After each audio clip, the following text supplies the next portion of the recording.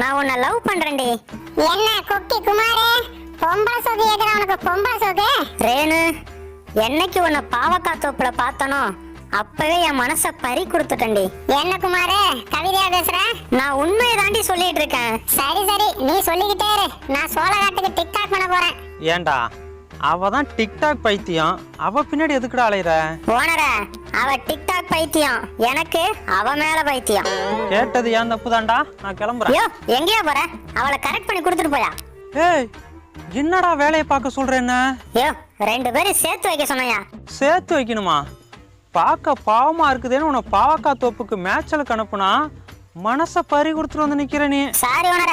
அப்படியே நடிக்காதடா, என்ன நடக்குதுன்னு பொறுத்து இருந்து பாப்போம்.